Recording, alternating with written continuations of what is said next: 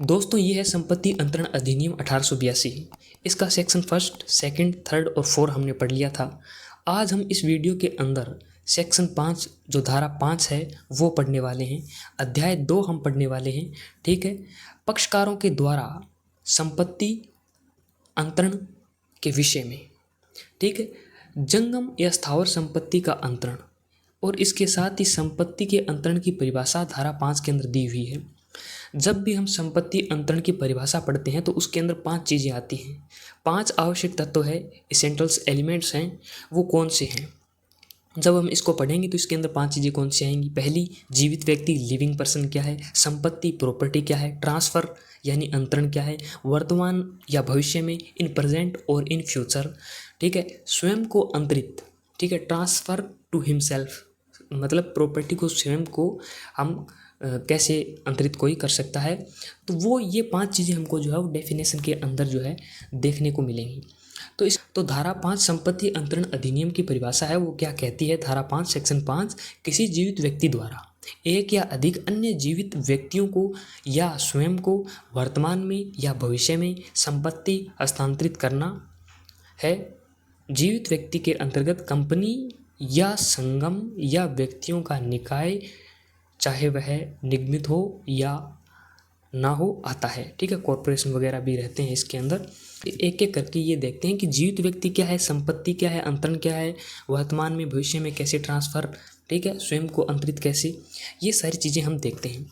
सबसे पहले हम ये चीज़ देखते हैं कि संपत्ति आखिर है क्या। ठीक है। संपत्ति ये क्या है, ये जो शब्द दे रखा है ये संपत्ति क्या है। ठीक है। सबसे पहले ये देखते हैं कि मतलब अगर आपको प्रॉपर्टी को ट्रांसफ़र करना है तो 5 चीज़ें ये ज़रूरी हैं। ठीक है। तो संपत्ति क्या है? संपत्ति अंतरण का पहला अनिवार्य तत्व संपत्ति प्रॉपर्टी है। किसी संपत्ति का अंतरण तभी संभव है जब अंतरण के लिए कोई संपत्ति हो। अब आप मुझे बताइए, जो संपत्ति ही नहीं होगी, जब संपत्ति ही नहीं होगी तो आप क्या ट्रांसफ़र करोगे? ठीक है। तो संपत्ति होना आवश्यक है, पहली बात। ठीक है। तो संपत्ति अंतरण अधिनियम में शब्द संपत्ति को परिभाषित नहीं किया गया है। सामान्यतः संपत्ति का अर्थ किसी वस्तु अथवा पदार्थ से लेते हैं, लेकिन इस अधिनियम के प्रयोजनार्थ संपत्ति में स्वामित्व, स्वतत्व, हक या अधिकार को भी संपत्ति माना गया है। यानी जो आपका राइट है, ठीक है, आपका जो राइट है वो भी बाकायदा संपत्ति है। ठीक है। आपका जो हक है एक तरीके से, ठीक है, वो भी क्या है? संपत्ति है। आपका स्वामित्व हो गया। ठीक है। स्वामित्व को भी इन्होंने जो है वो जो है वो संपत्ति माना है। तो अब क्या कहता है यूनियन ऑफ इंडिया बनाम भगवंत सिंह है, ये क्या कहता है? 1965 का मामला है पंजाब का। इसमें यह कहा गया कि संपत्ति के लिए यह आवश्यक नहीं है कि वह अंतरण योग्य हो, जैसे पेंशन का अधिकार। आवश्यक मात्र यह है कि ऐसी संपत्ति अस्तित्व में है, मतलब वो है, बस ये ज़रूरी है। ठीक है। वो संपत्ति जो है अंतरण योग्य है या नहीं, ये चीज़ मायने नहीं रखती है, बस वो वर्तमान के अंदर जो है वो मतलब उपस्थित है, अभी है। ठीक है। अब क्या है, इस अधिनियम के प्रयोजनार्थ निम्नलिखित को संपत्ति माना गया है। अब देखो, बंधक मोचन का अधिकार, ये क्या है? ये संपत्ति है। ठीक है। हिंदू विधि में मूर्ति की सेवा का अधिकार, सेवायत का पद, निहित हित, ठीक है, हाट या बाजार, आश्रित हित, जो कंटिंजेंट जो इंटरेस्ट रहता है, कॉपीराइट, संपदा में हिस्सा, किराए की बकाया राशि को वसूल करने का अधिकार, ठीक है, चरागाह या गोचर भूमि में पशुओं को चराने का अधिकार आदि। लेकिन वाद लाने का अधिकार, अपील का अधिकार, भावी भरण पोषण की राशि प्राप्त करने का अधिकार, वार्षिकी जो रहती है आपकी, ठीक है, आदि संपत्ति में सम्मिलित नहीं है। ठीक है। तो क्या चीज़ है? वाद लाने का अधिकार, अपील का अधिकार, भावी भरण पोषण, ये जो है वो जो है आपकी संपत्ति के अंदर नहीं आती हैं। तो संपत्ति अंतरण की परिभाषा में सबसे पहले हमने देखा कि जो है वो संपत्ति होनी ज़रूरी है अगर आप कुछ ट्रांसफ़र कर रहे हो तो। ठीक है। आपके पास अगर प्रॉपर्टी ही नहीं है तो आप क्या ट्रांसफ़र करोगे? ठीक है। दूसरा जो इम्पोर्टेंट एलिमेंट है, जो एसेंशियल्स है हमारा, वो है जीवित व्यक्ति। जीवित व्यक्ति होना ज़रूरी है, लिविंग पर्सन। अब लिविंग पर्सन जो है वो किसी माना गया है। कौन है? Living person. ठीक है, अब देखते हैं संपत्ति अंतरण का दूसरा अनिवार्य तत्व संपत्ति का अंतरण जीवित व्यक्ति लिविंग पर्सन के बीच होना है, अर्थात अंतरणकर्ता ट्रांसफर जो होता है एवं अंतरिती ट्रांसफर दोनों का जीवित होना आवश्यक है। इसका स्पष्ट अभिप्राय यह हुआ कि संपत्ति का अंतरण न तो अजन्मे व्यक्ति के पक्ष में किया जा सकता है और न ही वसीयत विलेख द्वारा। ठीक है, वसीयत विलेख द्वारा जो विल वगैरह रहता है, विल रहता है हमारा, ठीक है, उसके द्वारा ये बोल रहा है नहीं हो रहा है। ठीक है, और दूसरा मतलब अजन्मे व्यक्ति, जो बच्चा अभी तक जन्मा ही नहीं है, अजन्मा है, वो उसको है जो ट्रांसफ़र नहीं कर पा रहे हो हम प्रॉपर्टी। ठीक है, उसको ट्रांसफ़र नहीं होगी।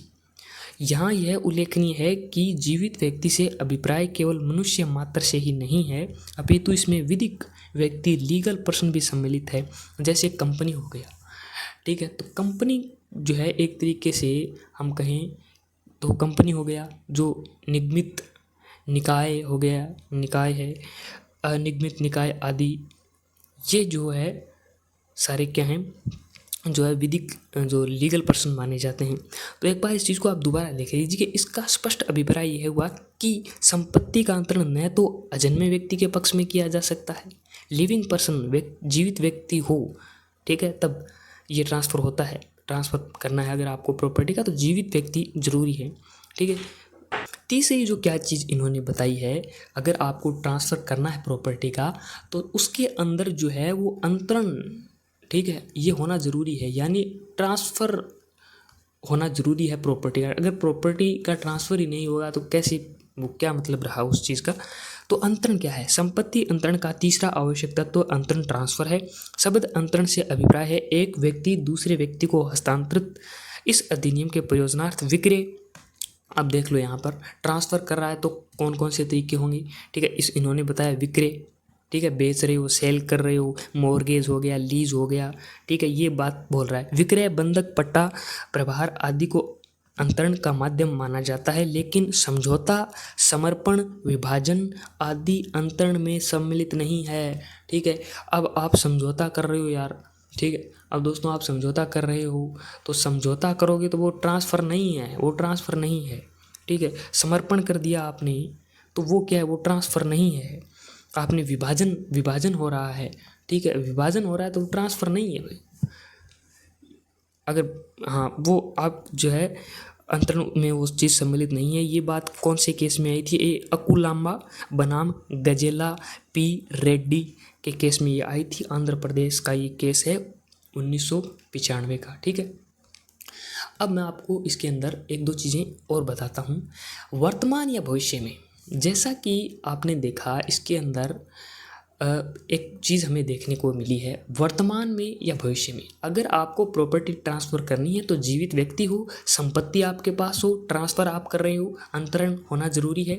अब चौथी बात क्या कहता है, वर्तमान या भविष्य में। ठीक है, तो वर्तमान या भविष्य का क्या मतलब है? ठीक है, वर्तमान या भविष्य में इसका मतलब है कि या तो आप प्रॉपर्टी को वर्तमान में ट्रांसफ़र कर रहे हो कि भाई मैं आपको प्रॉपर्टी दे रहा हूँ, सारे डॉक्यूमेंट वगैरह तैयार है, अंतरण मैंने आपको कर दिया है, मैं जीवित हूँ, आप जीवित हैं, संपत्ति मेरे पास है, पैसे वगैरह लेन देन हुआ और प्रॉपर्टी जो आपने ले ली।